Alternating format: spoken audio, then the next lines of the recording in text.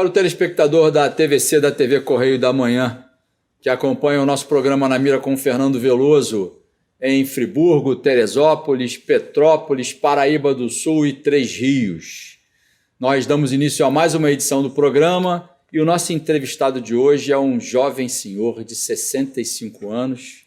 Ele é formado em Direito, fala bem o inglês, entende o alemão. Ele é de origem humilde, nasceu no Morro São João, na zona norte do Rio de Janeiro. É filho de um serralheiro e de uma lavadeira. Ele integra hoje a Comissão de Combate à Intolerância Religiosa do Estado do Rio de Janeiro e a Comissão Permanente de Direitos Humanos da Grande Loja Maçônica do Rio de Janeiro.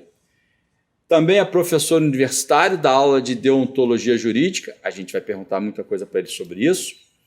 Atuou no Haiti, depois do terremoto de 2010, é coordenador de segurança humana da ONG Viva Rio, quase foi matemático, mas acabou seguindo a carreira militar, chegou a comandante-geral da Polícia Militar no ano de 2007. Hoje ele é coronel da reserva. O nosso ilustre convidado de hoje é o coronel Biratã Ângelo. Seja muito bem-vindo, coronel. Prazer ter o senhor aqui, um grande amigo, que traz uma história, né? Primeiro de superação, uma história pessoal, que traz a história da polícia também, com tantos anos de dedicação e atuação em outros segmentos. Então, eu lhe dou as boas-vindas e a gente tem um grande prazer de poder bater esse papo com o senhor aqui. Prazer é todo meu. Eu quase fiz uma reclamação se você não fizesse aquela inclusão fundamental no meu currículo. Mas você corrigiu quando falou. Eu queria ser apresentado especialmente como seu amigo. A amizade de anos que nós temos no front da segurança pública. Tá vendo? Obrigado. Tive a sorte da gente ombrear. E vamos começar falando disso, né? Vamos começar falando de um assunto que ainda está muito comentado, é um assunto que interessa a todo carioca, ao fluminense, que já interessou até o brasileiro, teve alcance fora do Brasil. Foi um programa, um projeto que estava se transformando num programa chamado de pacificação, né? Eu sei que o senhor tem uma história no que antecedeu essa semente, né? O que pode ter sido a semente da UPP, que foi lá o GEPAI, o CEPAI, né? Aquela origem lá que alguns compararam com a UPP e que acabou como acabou. Conta para a gente um pouco a sua vivência, a sua experiência com a UPP. O que você acha que deu certo, que caminhou bem? O que você acha que não foi bem conduzido e por que elas terminaram, ou estão terminando, melhor dizendo, como estão agora? Veloso, eu queria começar primeiro pedindo para você continuar me chamando de você. Então tá bom, então vamos lá, tá combinado. O que acontece... Devidamente autorizado? Não, é solicitado, inclusive. O que acontece com a questão da UPP? A UPP é a terceira grande experiência de um tipo de policiamento feito pela massificação, um programa feito pela massificação do policiamento em área conflagrada, né? Nós tivemos a primeira experiência em 93, que levou o nome de GAP, a segunda experiência em 2000, que levou o nome de GEPAI, e a terceira, que foi chamada UPP. Sai em 2009 ou 2010? Ela sai em 2009/2010, no nome de 2010, e começa ali pelo Dona Marta, ali, etc. Né? Ok. O que acontece com a situação? Em 93, verificou-se o seguinte: você tinha algumas áreas onde o índice de violência levava a um índice de homicídio alto, né? Quando você pega o homicídio, a estatística de homicídio da área metropolitana do Rio de Janeiro, você vê que ela tem concentração. Você não só tem o tipo de vítima que vai ser, né? Quando pega os dados estatísticos, você tem homem, masculino, jovem, né? Entre 12 e 29 anos, em sua massa de vítimas letais, pobre, consequentemente negro, e morador da periferia. São as consequências, né? Então, ou seja, essas mortes acontecem nos espaços onde eles moram, trabalham ou transitam. Então, acontecem, em sua maioria, o paulista chama de periferia, que nós chamamos de favela, sim, ou agora comunidade. Então, isso já vem sendo observado há muito tempo, desde o meio para o final dos anos 80.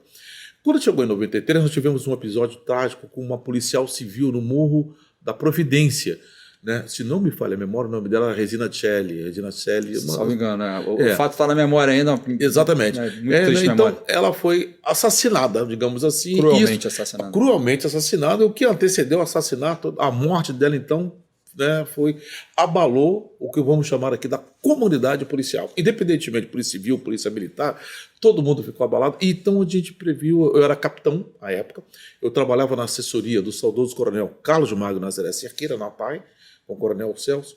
Então a gente percebeu o seguinte, estamos à beira de uma chacina. Vai acontecer um problema. Então foi bolado um tipo de policiamento, uma modalidade que a gente trabalhava com polícia comunitária. Fiz o seguinte, uma mega operação multidisciplinar, basicamente a PM evitou-se utilizar a Polícia Civil por óbvias razões, não por razões técnicas, mas por razões emocionais. Estava envolvida. Emocionalmente, o emocional da Polícia Civil era muito maior do que o da PM naquele momento, né? E há de se relatar, naquela época, as duas eram Secretaria de Estado. Sim. Eram Secretaria de Estado. Sim. Né? E aí foi feito uma capacitação de jovens policiais do Cefap, recrutas, nós chamamos no vulgo, né? Recrutas, eles foram treinados nas ciências que envolvem o policiamento comunitário. Relações interpessoais, etc., polícia comunitária. Aquela polícia de proximidade. Isso. Foram uma polícia que não traz na sua origem o embate. O embate, traz a da relação com a comunidade. E, enquanto isso, houve a operação. A operação ela é sequenciada pela ocupação feita pelo batalhão de choque. O choque vai e ocupa. Né? Tem uma ocupação inicial mega, depois o batalhão de choque. E aí sai o choque, entram esses policiais que foram treinados no choque. Por isso ele leva o nome de GAP. GAP é Grupamento de Aplicação Prática Escolar. É meio complicado o nome desse para policiamento, mas por quê? A ideia era colocar jovens policiais e reciclá-los, tirá-los frequentemente. A cada turma saem aqueles, 2, 3 meses, 4 meses, no máximo 6 meses ele ficar lá e haver um rodízio. Não permanecer o policial. E teríamos sempre o policial isto e longe dos problemas que pudesse ter de qualquer tipo de envolvimento. Deu certo. O índice de violência caiu assustadoramente, né? Então você não tinha crimes violentos, né? Não tinha homicídio, não tinha lesões corporais graves. Tinha uma a presença era constante, o GAP ficava permanente. Exatamente, a ocupação mesmo, 24 horas, e os comandantes de pelotão ou de grupamentos e tal se articulando com a liderança comunitária. No começo, a liderança, a comunidade não queria a polícia não queria estar ali. Então, um afastamento, e daqui a pouco virou um namoro, ficou um entendimento muito legal. E a promessa de governo era colocar ali o CCDC, Centro Comunitário de Defesa da Cidadania, para que fosse suprida as necessidades sociais daquela comunidade. Isso no Morro da Providência. Morro da Providência. Centro do Rio de Janeiro. Centro do Rio de Janeiro. Aí houve um braço estendido para o Complexo Pavão, Paulozinho, Cantagalo. Em termos de dados estatísticos de violência, deu certo. Mas acontece que a comunidade, com a presença da polícia e com podendo transitar, subir e descer o morro a qualquer hora, começou a lembrar dos seus principais problemas. Sim. Né? Que não era só a questão da violência, os problemas, falta água, falta luz, falta aquilo, aquele colégio, os serviços, etc. E tal. Bom, não preciso dizer que acabou o programa. Sim. O programa foi extinto. Em 94 ele já estava extinto. No meio de 94 ele já estava, antes de terminar o governo. Só está relatando uma experiência que o senhor mesmo participou. Eu também. Poderia ser considerada como a pioneira. A pioneira. É a pioneira. É a pioneira. Que ensaiou. Exatamente. Ensaiou o que a UPP veio tentar fazer depois. E segundo a sua leitura, ela já sucumbiu com um pouco mais de um ano. Pela falta dos serviços. Porque não houve... ela não foi... Essa ocupação militar, policial, ela não foi acompanhada dos serviços. Exatamente. Seja, 1993. 93. 2000 foi a mesma coisa e começou no Cantagalo. Lá no Cantagalo foi feito o grupamento de policiamento em áreas especiais. Áreas especiais, entenda-se, área conflagrada. Justamente por causa do alto índice de violência no Complexo Pavão, Paulozinho, Cantagalo. Só que naquela época, a gente já tinha experiência anterior. Foi colocado um major para atuar ali. O major Antônio Carlos Carvalho, Blanco. Sim. Carvalho. Né? E o Carvalho tinha feito uma visita junto com o pessoal do Viva Rio e outros oficiais da polícia e policiais civis e observou uma experiência de... Estou tentando lembrar o nome do lugar. Né? Nos Estados Unidos, vou tentar lembrar o nome enquanto a gente vai tentando, e onde ele viu uma experiência chamada ceasefire, ou seja, numa determinada área... Ceasefire, pare de disparar, né? Para o tiro. Suspenda o fogo, né? Para o tiro. Em crioulo eles chamam de zambebê, que armas mudam. Né? Ajuda uma experiência dela. Ou seja, o que era a ideia? Uma área conflagrada lá nos Estados Unidos, então, onde jovens estavam envolvidos com a violência armada e tal, e o chefe da polícia daquele distrito, vamos chamar assim, ele conversou com a comunidade e fizeram o seguinte: olha, se vocês vão vender droga, eu vou continuar atrás de vocês. Mas se vocês, né, e vocês podem ser presos ou não, dependendo da destreza. Agora, se continuar homicídio, nós vamos ter problema muito mais rápido. Ou seja, parou. Houve uma negociação. E o Carvalho, quando entra, traz aquela mensagem e coloca: deu certo. O índice de violência no Pavão para desencadear. Também foi feito com policiais novatos? Com jovens recrutas. Policiais, mas não recrutas. Não já recrutas. Tanto é, o Carvalho tinha a liberdade de escolher se tivesse problema. Tanto que, nos primeiros meses, teve um problema, ele fez uma troca de 100 policiais no policiamento. Isso traz duas mensagens. Primeiro, da autonomia que um major tinha para um tipo de policiamento. Houve um investimento de governo em termos de participação da Secretaria, aí nós estamos falando de 2000, nós já temos a Secretaria de Segurança Pública, de volta, aquela volta em 95, no governo Marcelo Alencar, né? Ela veio de 83 a 94, as duas secretarias de polícia. Em 95, o governo Marcelo Alencar ele traz de volta a Secretaria de Segurança Pública. Né? E traz, bom, ele coloca, então a primeira mensagem, ele tinha uma autonomia naquele policiamento, né? Ele tirou da mão do 19º e do 23º a preocupação com aqueles espaços. Beleza. 19º e 23º, só para explicar para o nosso telespectador aqui da TVC, são os dois batalhões da Zona Sul, o 19º em Copacabana, o 23º no Leblon, que estão no entorno ali, que Exatamente. Seriam, vamos dizer assim, sofreriam os impactos, é a região que sofreria os impactos ali com essa... os impactos ou os desdobramentos dessa ocupação. Competência de policiamento. Competência de policiamento no Cantagalo. E o 23º no Cantagalo. Né? Porque é um complexo de comunidades oriundas de origens diferentes, mas um complexo só, embora comunidades diferentes, distintas, etc. E aí o índice veio a zero. Índice de violência... de violência letal. Ou seja, de crime violento. Sim. Então tá. Mas necessidade de serviço. Só com um detalhe: já em 2000, o Carvalho contava com o apoio de uma coisa que não existia tão forte em 2003, em 93, que era o quê? As sociedades civis organizadas. As organizações sociais apoiaram muito na colocação de projetos. E o GEPAI ficava numa base ao lado onde funcionava o Criança Esperança. Sim. Então tinha uma atuação já da sociedade. Já tinha alguma coisa além da ação policial. Mas essa é feita pela sociedade civil organizada, Sim. pelo terceiro setor, Sim. pelas ONGs. Principalmente Viva Rio atuou muito junto com o Carvalho ali, naquele espaço.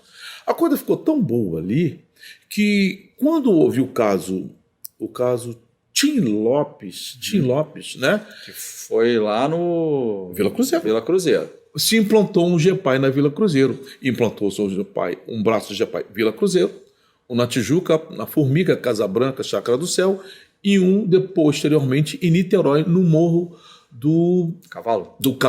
Morro do Cavalão, exatamente. Bom, aí nós ficamos com o seguinte... O programa cresceu. O programa cresceu.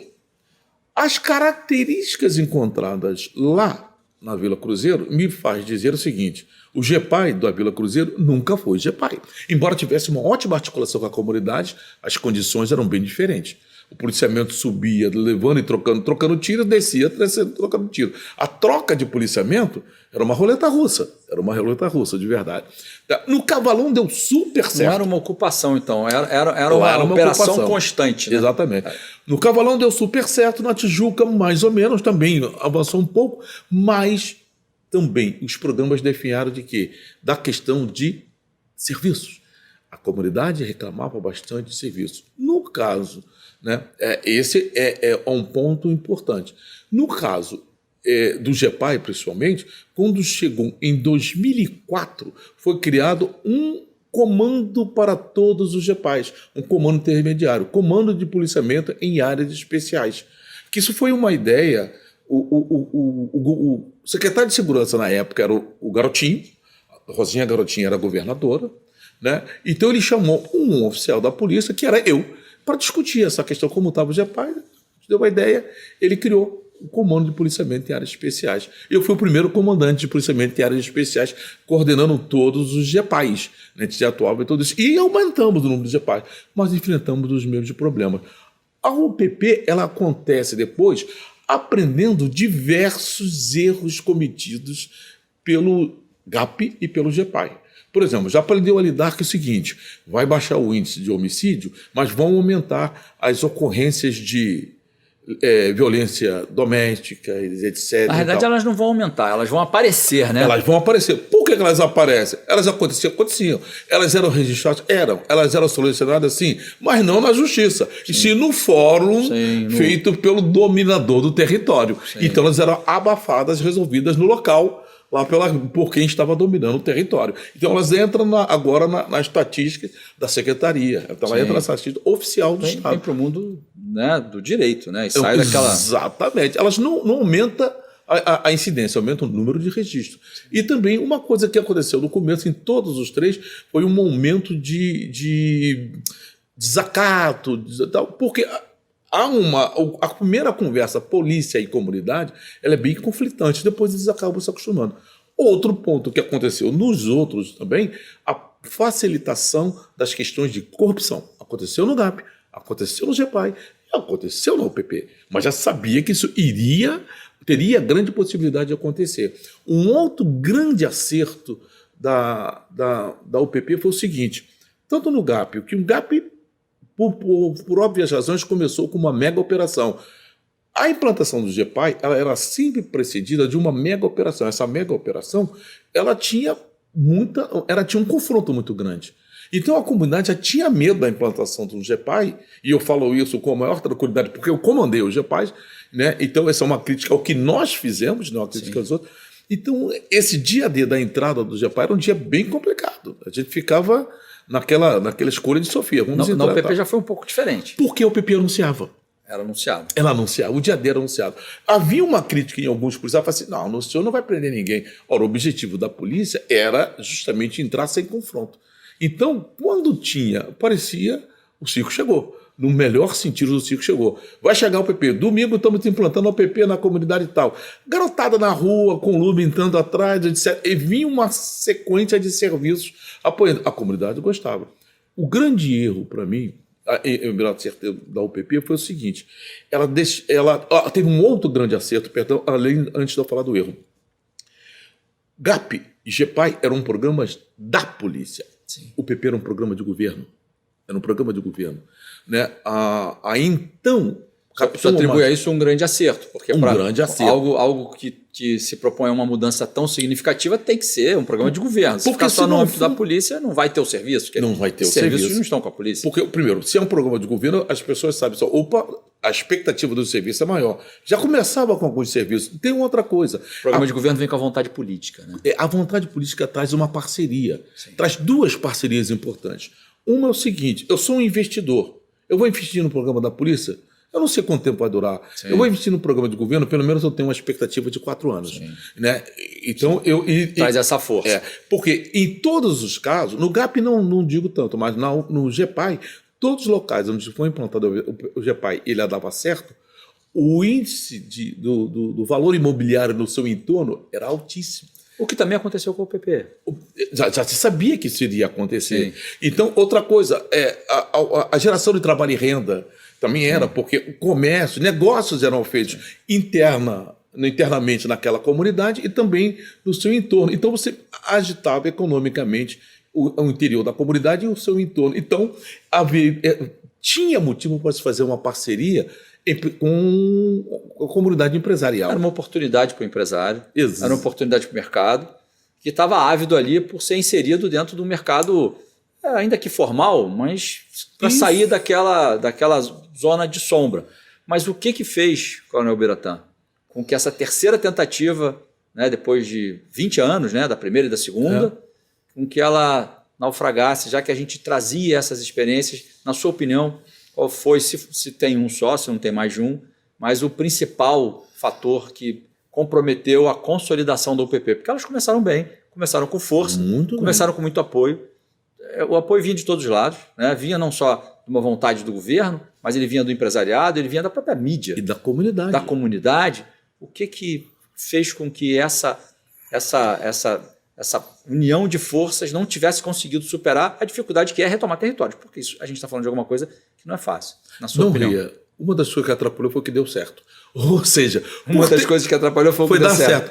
O dar certo fez com que o seguinte, um programa estratégico passou a ser um programa político. Sim. Então a expectativa era de 18 ou 19 UPP, e chegamos a 36 ou 36 ou 39, né? 39 UPP. Ou seja, chegou um momento em que a Polícia Militar tinha mais policiais nas UPPs do que na área onde todo mundo transita.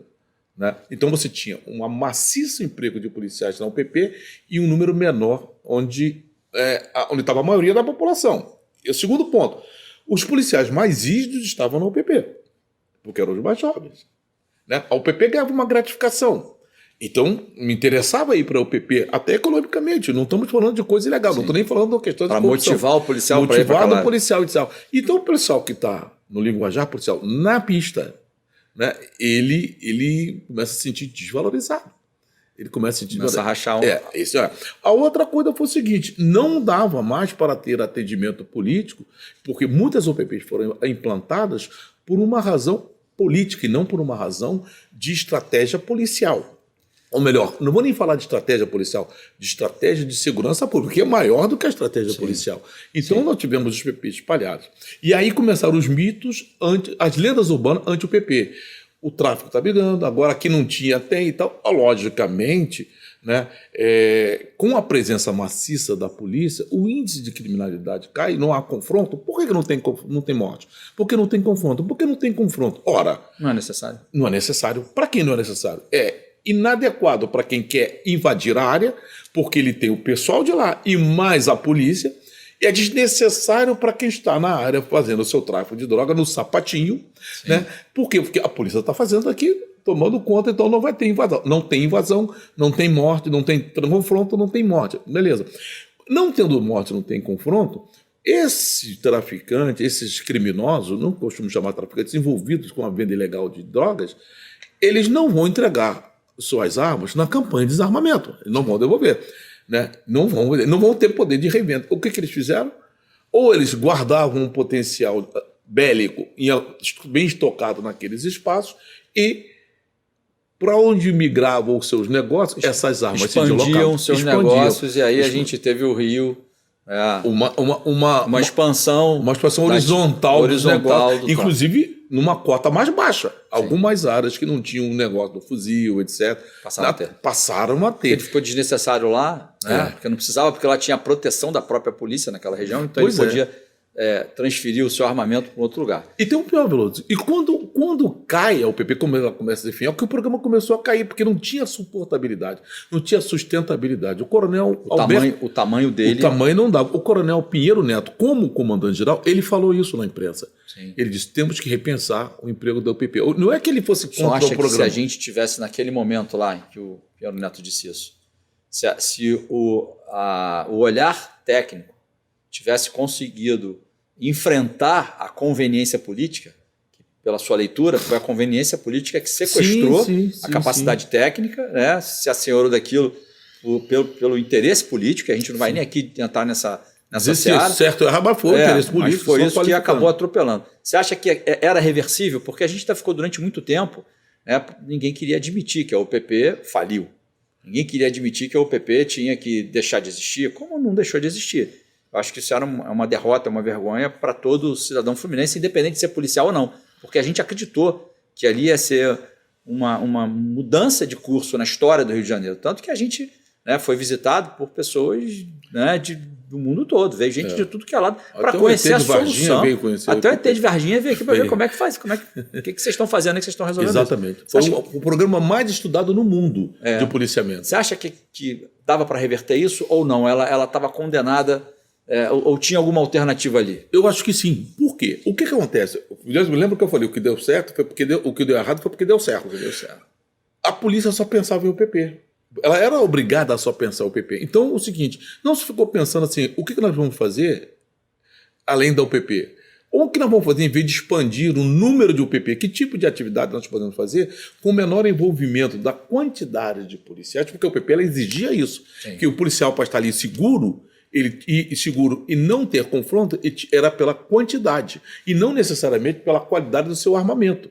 porque não precisava. A estratégia era outra. A estratégia era outra. Então, não foi pensada uma modalidade que pudesse ser a expansão da segurança pública. Outra coisa, era previsível, sim, era previsível, porque muitas pessoas falaram, essa extensão dessas armas, do tráfico de drogas, né? Desse movimento e para outros lados. Essa estratégia não foi pensada. Então aumentou aqui, coloca o PP, ali coloca o PP. Então a colocação do PP em vários pontos, elas foram colocadas de uma forma política. Basta dizer o seguinte, lembra da UPP Maré? Não vai lembrar porque não teve. Não teve, mas foi anunciada. Não, ela foi anunciada. Ela foi anunciada, foi desanunciada. O Exército ocupou a Maré. Meses. Deu um ano. Um ano de ocupação. Foi um ano. Um ano de ocupação. Deu no que deu. Até a morte daquele militar. Olha, o Exército saiu e teve que fazer uma mega ocupação para depois ir diminuindo a ocupação. Ou seja, nós nunca tivemos a UPP Maré. Né? A UPP Rocinha mesmo foi. Valeu, Biratã. Segura só um pouquinho que a gente vai para um comercial muito rápido e volta já já. Aguenta aí.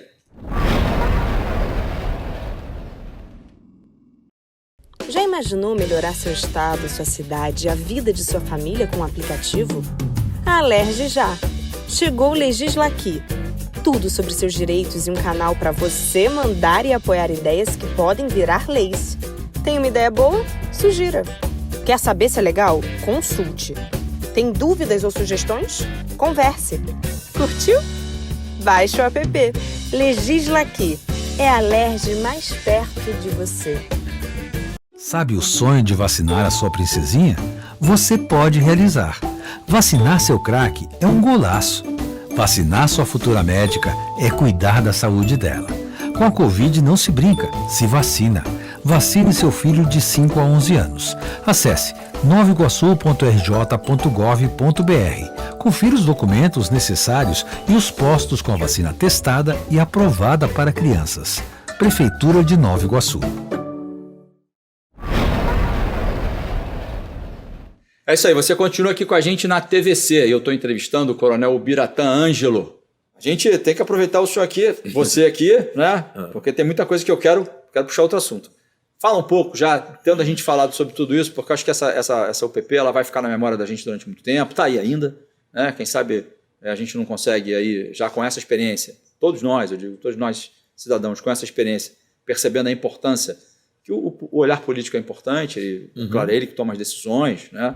Mas o olhar político não pode ser absoluto, supremo, e desprezar, ignorar o olhar técnico, né? O olhar policial e a capacidade de operação policial. Parece que foi isso que aconteceu na UPP e ela acabou ficando refém dela mesma, como você muito bem disse. O que deu certo foi o que fez dar errado. Né? Porque aí imagina se o Estado vai chegar para uma determinada prefeitura, né? e tirar, retornando agora que não vai ser mais o PP não, enfim, além do suicídio político que representaria isso, né? Então o PP ficou num checkmate ali. Mas vamos usar um pouco a sua experiência. Fala um pouco da sua experiência lá do Haiti, depois do terremoto, que eu acho que é alguma coisa diferenciada. Você foi para lá pelo Viva Rio, né? Você conheceu uma história lá de muita pobreza, muita miséria. Eu lembro de algumas falas tuas naquela época. E a gente está falando de áreas aqui que são áreas que são desprovidas de serviços básicos, que não tem, né? Estamos falando de favela aqui. Né? A gente começou falando de PP, que não tem saneamento básico, que não tem serviço de transporte. Hoje já ficam reféns, né, de outras organizações criminosas, que são as milícias, que já subjugam o morador ali, ele é obrigado a pagar taxa, o comerciante só pode comprar determinada água, enfim, o gás, e etc. Não estou querendo comparar, não, mas com essa experiência que você tem, que você traz lá do Haiti, como é que foi a nossa participação lá? Como é que foi a atuação do Viva Rio lá? E aí já engata um pouco nesse meio de campo que o Viva Rio faz no ambiente da segurança pública. O Viva Rio, para falar do Haiti, eu tenho que começar a falar do Viva Rio. O Viva Rio foi a primeira grande organização não governamental a fazer um programa com a polícia. Foi a primeira a fazer. Né? Isso foi também, e foi em 94. Né? Nós tínhamos 94, nós estamos pós-chacina da Candelária, chacina de Vigário Geral, uma série de questões. O Rio estava a 94 é um ano de eleição, 94 foi um ano de eleição, então o Rio estava naquela confusão toda, né? E quando eu falo Rio, área metropolitana, que vai refletir como o estado do Rio. E aí aparece um grupo vamos chamar de intelectuais, de pessoas voltadas, e pergunta para a polícia o seguinte: Foi estranho. Eu estava nessa reunião. Eu era aí major no assessoria do Comando Geral. Eles falaram assim, o que a gente pode fazer para ajudar? Essas perguntas foram impactantes. Porque pensou que os caras vieram aqui para sentar o pau. Não, vieram aqui para perguntar o que eu posso fazer para ajudar. E aí viraram para o coronel Cerqueira, que era pela segunda vez que estava sendo comandante-geral, falou assim, nós vimos o senhor numa palestra falando de policiamento comunitário, e fizeram uma proposta, vamos fazer um policiamento comunitário em Copacabana? Né? Era para fazer no bairro Peixoto, fez o primeiro programa, mega programa de policiamento comunitário. Então o Viva Rio começa a se envolver em atuar no território e conversar com o governo, especialmente. Estranhamente, ele consegue conversar com o povo do território e polícia. Né? Então ele está sempre por trás do GEPAI, do UPP, essas coisas desse trabalho. Tudo bem. Quando chegou já é familiar a esse familiar caldeirão aí, porque isso é um caldeirão. Nesse ambiente. E eu, a partir de 94, passei por força do meu contato com o Viva Rio, que era nenhum, mas eu fui responsável por fazer o planejamento daquele policiamento comunitário de Copacabana, pelo coronel Carlos Maio Cerqueira, ele determinou que eu fizesse o planejamento, e eu passei a atuar com o Viva Rio, porque a gente conversava com a comunidade de Copacabana, aí com os empresários, etc., para explicar qual era o programa. E eu passei a ser o elo da polícia com o Viva Rio. É dessa época aí o Cosme Damião, não? Aquele modelo de policiamento em dupla? Não. O Cosme Damião é bem antecedente, mas ele volta com uma aí. dupla de policiais comunitários, do quarteirão, Sim. policiamento comunitário do quarteirão. Bom, aí o que acontece? Quando eu cheguei em 2004, vou dar um salto enorme agora para 2004, tem a intervenção da ONU no Haiti. Né? Tem aquele problema todo que acontece no Haiti. E quando chegou no Haiti, o primeiro mandato da ONU normalmente é o desarmamento, desestabilização e reestruturação. Né? Então ele chega com a força para acalmar a situação. E o programa, né, esse programa do DDR, que eles chamam, né, esse programa do DDR, eles, acostumados a ter o mesmo foco de atuação em vários pontos do mundo, eles estão acostumados com o seguinte, é uma força A contra a força B, é um grupo de revolucionários contra quem? É um grupo A contra o B. Quando chegou no Haiti, não era assim. Era o que eles chamavam gangue A, a gangue B, a gangue C, etc., o B contra o A, o C contra o A, ou seja, aí vai, meu Deus do céu, e agora? Como é que trabalha com isso? Como é que se conversa com pessoas, com grupos organizados, né, a percepção de que não é A e B, tem A, B, C, D. Pô, isso tem no Rio, quem conversa com isso é Viva Rio. Convidaram o Rubens César para ir ao Haiti, isso em 2004. Ele foi em 2004, quando eu cheguei em 2005, ele foi lá, olhou e tal, e sugeriu que trouxesse alguém do Rio de Janeiro para conversar para fazer uma análise do que acontecia. Quem ele sugeriu? Quem comandava o policiamento em áreas especiais, que era eu. Eu fui em 2005 como consultor da ONU, fiz uma análise, entreguei o pessoal da ONU ao Viva Rio, mas e voltei. Fiquei um mês. O Viva Rio continuou lá, né? Continuou fazendo o trabalho. O Viva Rio fez vários trabalhos, inclusive de conversar o que fazia aqui no Brasil, respeitando a cultura haitiana, entendendo, passou a estudar a cultura haitiana e conversava com as lideranças comunitárias. E começaram pelas lideranças artísticas, musicais e as lideranças religiosas, né? Porque são muito fortes. Para conseguir chegar. E fizeram um programa chamado Tambulapé, que é o... Né, tambu é uma palavra em creola que vem do francês, mas que chega, tanto serve para tambor, como também aquela coisa de rolar o bingo.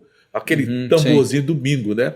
Então era um programa formado em cima disso daí, que a cada mês se fazia um sorteio de certos benefícios para a comunidade. Esse sorteio só aconteceria se não houvesse homicídio nas comunidades. Então se reuniam as lideranças comunitárias e conversavam. É uma contrapartida para a comunidade em que não acontecesse homicídio. Mas como? Mas conversar com quem? Olha só, a liderança comunitária é que tem que conversar no seu território para que não tenha homicídio. Ou seja, é aplicar a Constituição brasileira lá no Haiti.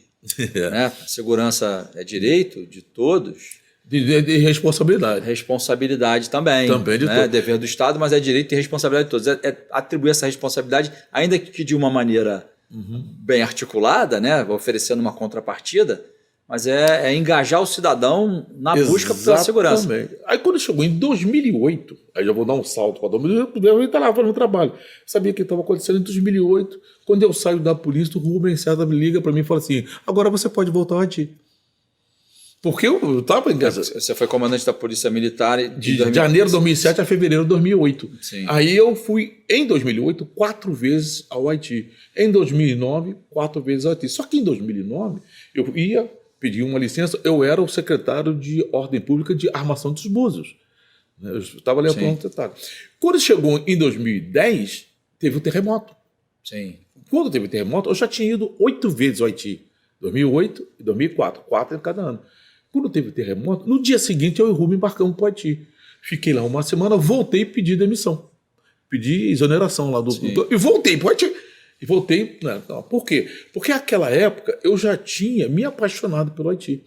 Né? Eu já conhecia um pouco da história do Haiti, já tinha me familiarizado. E com aquela lógica da gente respeitar a cultura local, a primeira coisa que eu quis fazer logo é aprender o idioma. Então eu aprendi creole para poder me comunicar, né? Porque o Haiti tem 2 línguas oficiais, o francês e o creole. Ou melhor, vou dizer o que está na Constituição. O creole é a língua que une todos os haitianos. O creole e o francês são os idiomas oficiais do Haiti. Isso está na Constituição do Haiti. Está.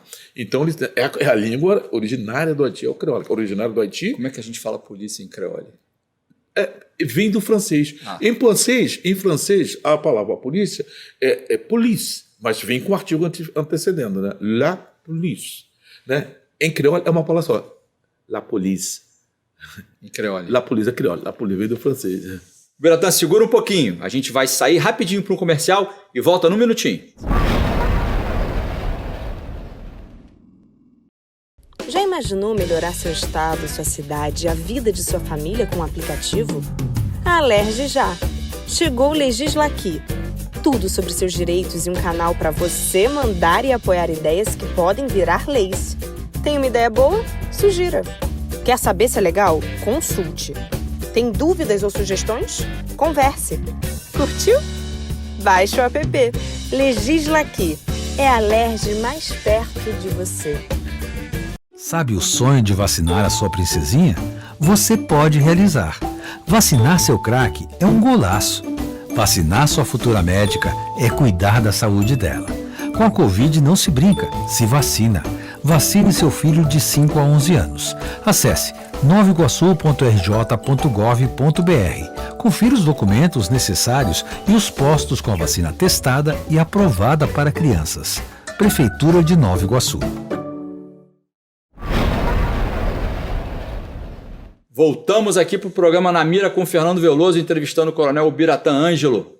Coronel Biratã, dessa experiência do Haiti, rica, né, de tanto tempo, de tantas idas e vindas, na realidade sua participação começou lá muito antes do terremoto, né, de uma terra dividida, né, por diferentes grupos que têm a sua tradição, como você disse, tem a sua cultura própria, que tem que ser respeitada. Vamos tentar fazer uma comparação, mesmo correndo um risco, do que acontece com as áreas não dominadas pelo Estado, por essas áreas deflagradas, que tem a sua cultura própria, né? E tem a sua forma de viver própria, né? E a polícia tem a dificuldade que tem para agir nesses estados, então, nesses locais. Como é que a gente faz? Quero inserir uma outra palavra para tumultuar um pouco mais aqui a sua fala. Intolerância. Há muita intolerância.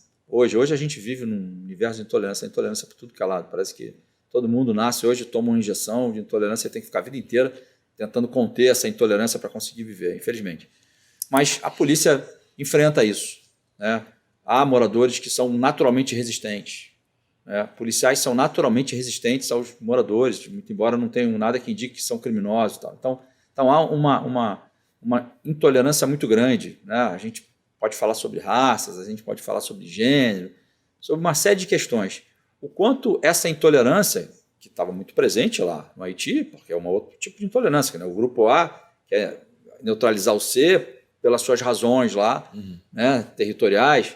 Mas como é que essa intolerância, o quanto essa intolerância contribui para a violência, na medida em que os órgãos oficiais, na medida em que o poder público, que é responsável por dar um resultado, por encontrar a solução para isso, né, não consegue minimizar isso, né, na ação dos seus agentes, seja na ação da própria justiça, né, preconceito que acontece, né, que a gente sabe que tem, seja na ação do dia a dia do policial, seja na morte de predominantemente de negros, né, nesses embates.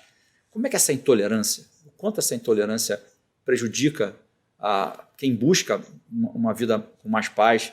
O que a gente pode fazer? O que você tirou lá do Haiti, que você vivenciou tanto isso, né, que a gente possa pensar assim, ainda que seja uma ideia, ainda que seja um retrato que você vai tentar descrever para a gente, mas que coloque a gente no caminho aí, porque a gente sabe que enquanto não estiver bom para todos, não vai estar bom para ninguém.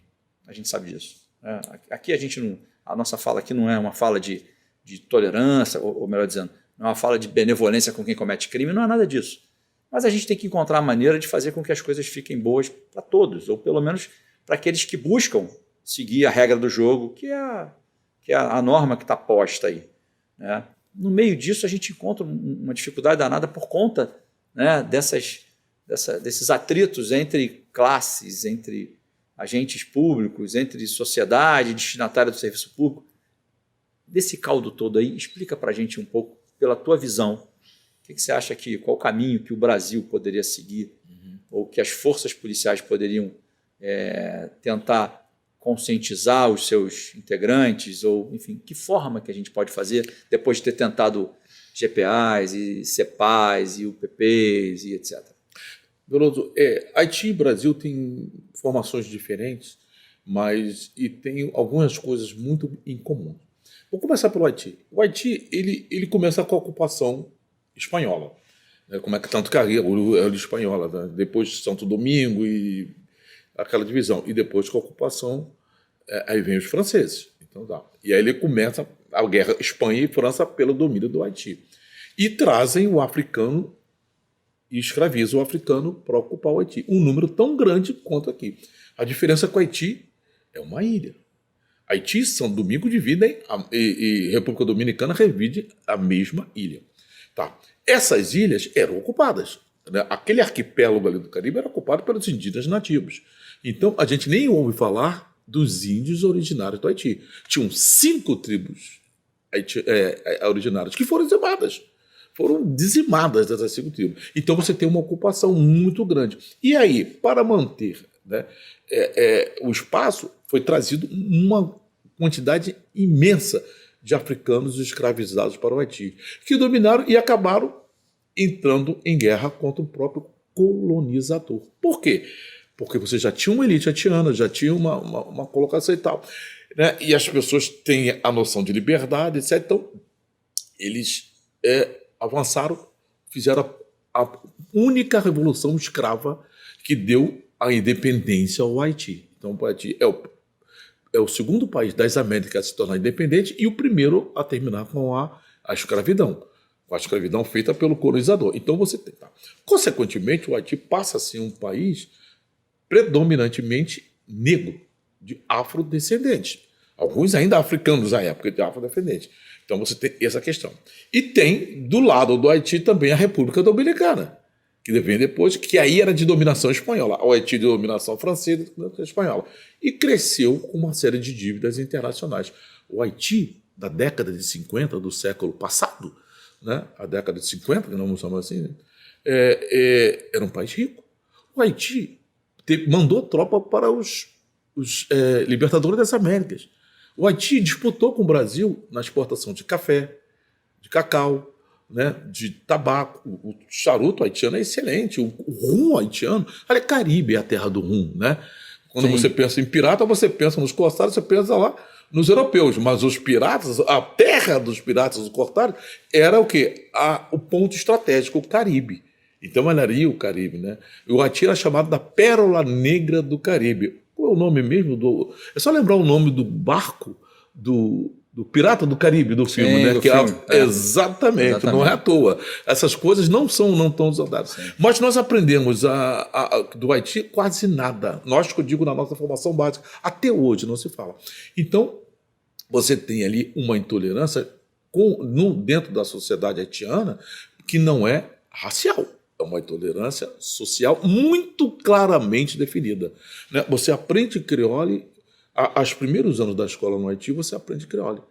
No meio do ensino primário, né, do básico, para frente é em francês. Quem é de casa de comunidade que tem, digamos, pobre, e não se fala francês em casa, tem dificuldade de acompanhar. Então você tem uma série de questões. Quando você está no Brasil, você vai encontrar coisas bem parecidas também, né? E aí quando você traz para o corpo policial, você faz a intolerância, a polícia tem com a comunidade, que a comunidade tem com a polícia. Sim. A gente é obrigado a olhar pela questão, a gente é levado a olhar para a questão racial. Sim. Para a questão racial. Mas olha só, a PM ela tem sua origem em 13 de maio de 1809. Em 13 de maio de 1809. Em 1809, ou seja, no período do século XIX, né? O século XIX, que é o ano que eu digo que ficou definido que o Brasil não ia dar certo. Por que eu digo isso? Porque você tem, ele começa como colônia, no começo vira Reino Unido, Portugal, Algarve, daqui a pouco virou Império Independente, né? Mudou seu sistema econômico abolindo a escravidão, porque era baseada na mão de obra escrava. Olha quanta coisa aconteceu por força da Revolução Industrial e ficou uma república. Em menos de 100 anos tudo isso aconteceu. Sim. Então, o Brasil se definiu sem saber o que seria, o que queria, né? Sim. O que seria. Então você tem. Mas quando é criada a polícia, ela é 80% da população da capital, aí já era a capital do reino, era negra. Né? E a polícia, como militar, ela é dividida em quê? Oficiais, graduados e os praças, lá embaixo, os praças. Divisão Militar da Guarda Real de Polícia da Corte. Todos os documentos que você observar, você vai ter o seguinte: a polícia tinha um trabalho ruim, a polícia não tinha arma para todo mundo, não tinha cavalo para todo mundo, o soldo que era baixo, também o Estado atrasava o seu soldo, tiveram que aumentar os impostos através da Intendência Geral de Polícia da Corte, e a polícia era quem ia cobrar os impostos, era o capitão do mato e tal. Mas quem queria ser soldado de polícia da divisão? Quem ia ser? Os oficiais eram os nobres, né, oriundos das forças militares que vieram de Portugal, que foram se fazendo aqui no Brasil. E para ser soldado, a escolha do soldado não era uma escolha de soldado. Muitos eram trazidos a laço, muitas negociações eram feitas. Então os documentos mostram que eram trazidas as pessoas do mais baixo nível econômico, social, dos necessitados, né? Então o cara entrava a polícia. Quem ia ser se 80% da população era negra? A base da polícia ela é formada negra. Não tem um documento que fale isso. Escravos que fugiam e se infiltravam nas fileiras para deixar de ser escravos. Existe, no Centro do Cultural da Polícia Militar existe um documento interessantíssimo, porque isso já em 1830 e pouco, 1851. Né? Aí a polícia naquele período era municipal, porque ela vem da Real, Polícia da Corte e tal, e tem um ponto que é guarda permanente de Polícia da Corte, depois guarda Corpo Municipal de Polícia da Corte. Então, quando termina em 31 a Intendência Geral de Polícia, termina, né? Ela termina em 31, ela muda, né, etc., um problema revolucionário que aconteceu.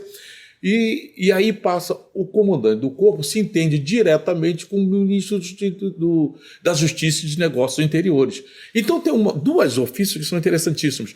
É o ministro falando assim para o chefe da polícia: bom, recebi o documento de vossa autoria dizendo que o senhor, vamos botar o nome aqui, nome fictício, que o senhor Fernando Veloso alega que o seu escravo Bira ingressou no seu corpo, no corpo de polícia, com o nome de Oliveira Ângelo. Né?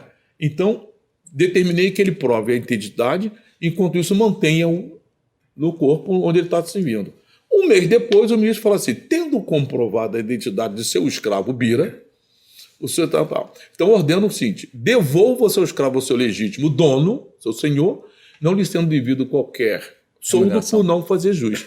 Isso significa algumas coisas importantes. Primeiro, muita gente fugia da polícia, da escravidão, e entrava na polícia. Porque não tinha esse processo eleito, não tinha.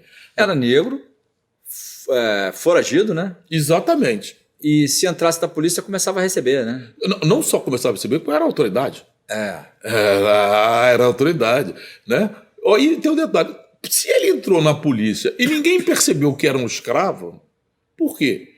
Se todos os escravos eram negros, é porque ele era igual aos que estavam lá dentro. Sim. Então, a base da polícia era negra. Ele não fez diferença. É importante a gente ter essa aula de história aqui, Biratã, porque a gente ouve muito isso, né? Polícia racista, polícia que só mata negro. Isso acontece? Acontece, Agora, acontece. a polícia também é feita de negros, né? Então a gente esquece. Isso está na nossa história. Acho que isso, você está dizendo para a gente, isso está no DNA da própria Polícia Militar. Está no próprio DNA.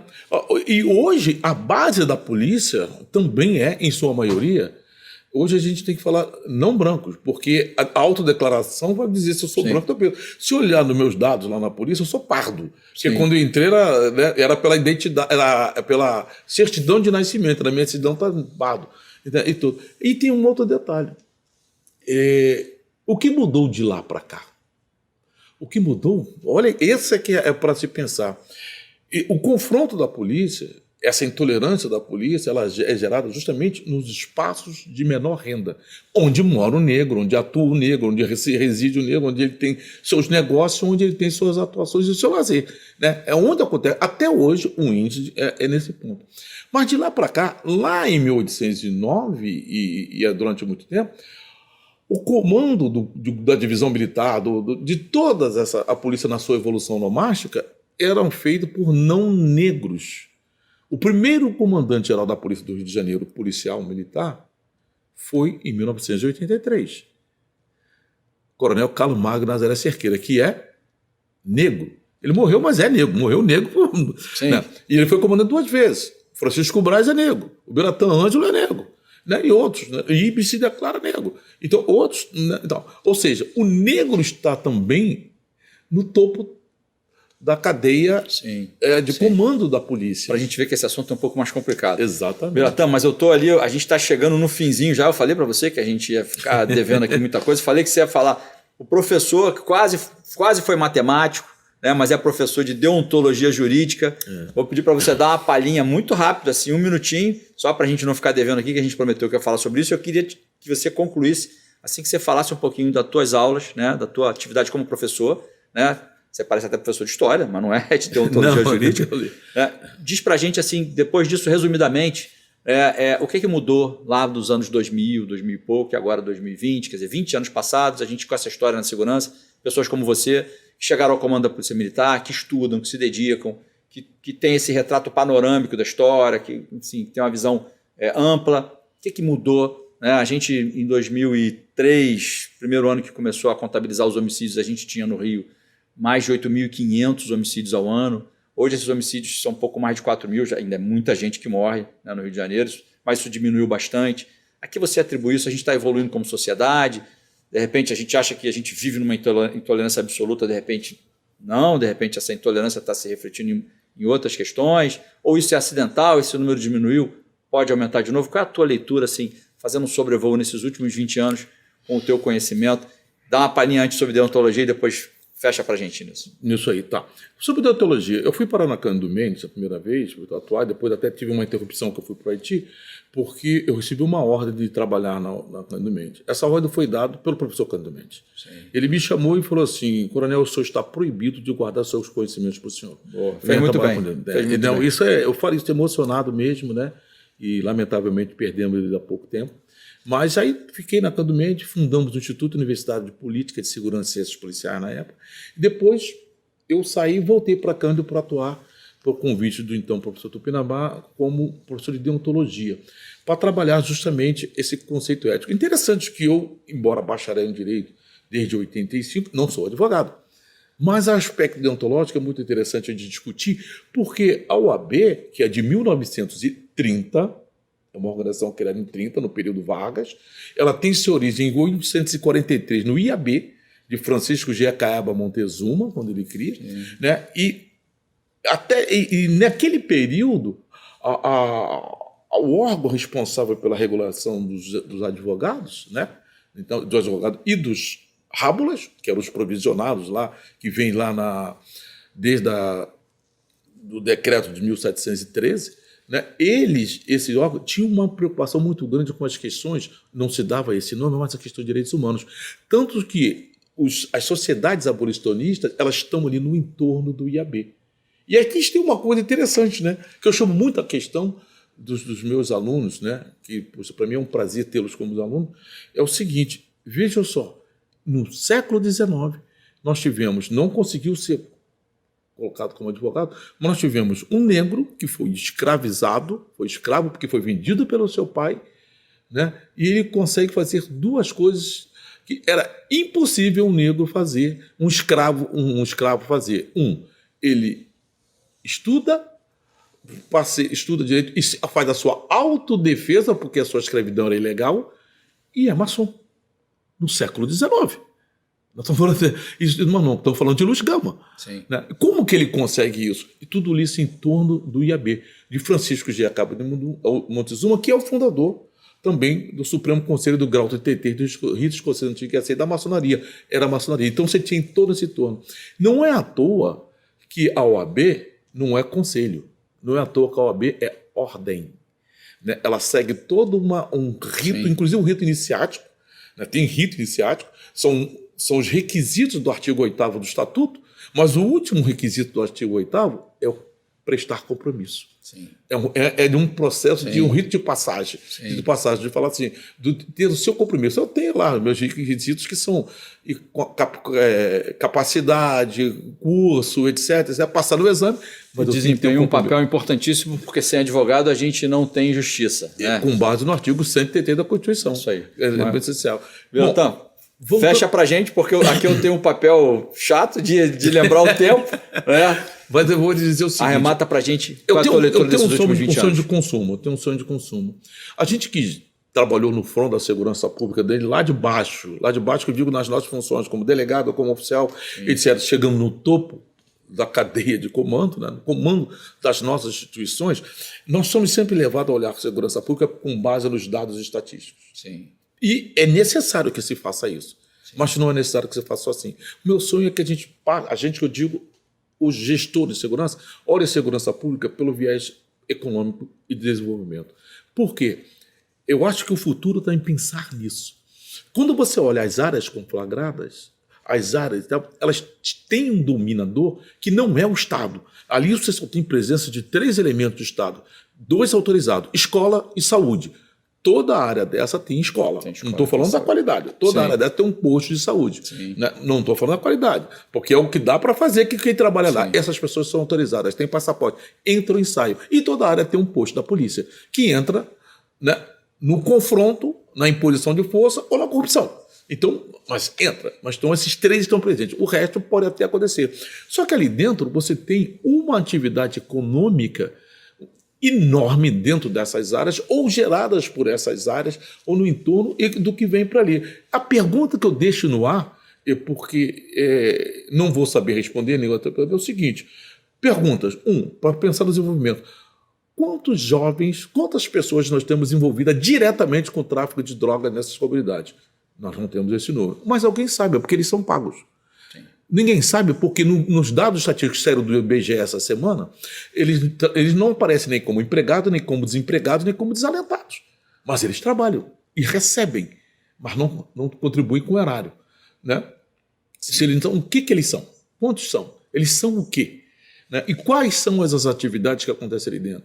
Quais são as consequências para a economia da área metropolitana do Estado que tem essas atuações ali dentro? E quando eu falo do dominador do território, não estou falando só do tráfico, estou falando também da milícia. Sim. Então a gente tem que pensar o seguinte: será que a gente vai resolver isso na bala ou vamos resolver tipo o Elliot Ness, mexendo nas consequências econômicas e financeiras? Eu acho que essa é a nossa reflexão. Grande. O Coronel Biratan é muito gentil, ele tinha muito mais coisa para falar, tenho certeza disso. A gente deixa fazer um outro programa aqui, já fica o convite. Já está aceito. Uma próxima oportunidade a gente complementa isso. Fazendo um arremate aqui muito rapidamente, te agradecer de novo pela tua presença aqui, você ter expendido o teu tempo. Acho que o que você disse para a gente é que uma área que é dominada por uma força que não é a força oficial, ela tem que ser afastada. Mas não se trata só de uma retomada de um território, é muito mais do que isso. Nessa retomada a gente não pode ignorar a cultura, a gente não pode ignorar o saber próprio.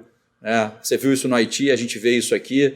Dizer isso não é dizer que a gente vai ser leniente com o crime, nem que a gente vai ser leniente com quem quer fazer algum tipo de desvio. Mas não ter um olhar voltado para o humano que tem lá dentro, e a gente sabe que é muito difícil para a polícia operar, né?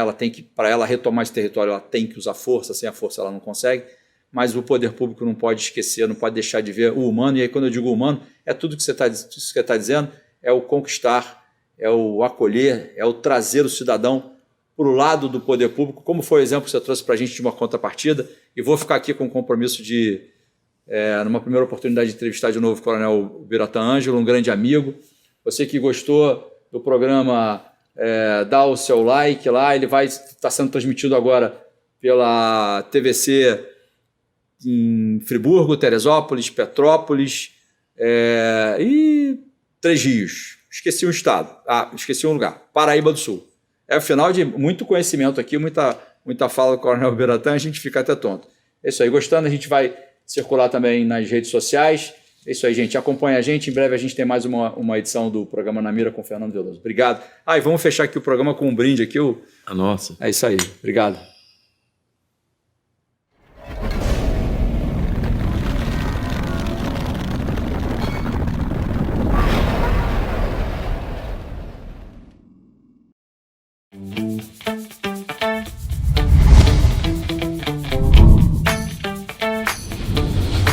TVC, a TV do Correio da Manhã.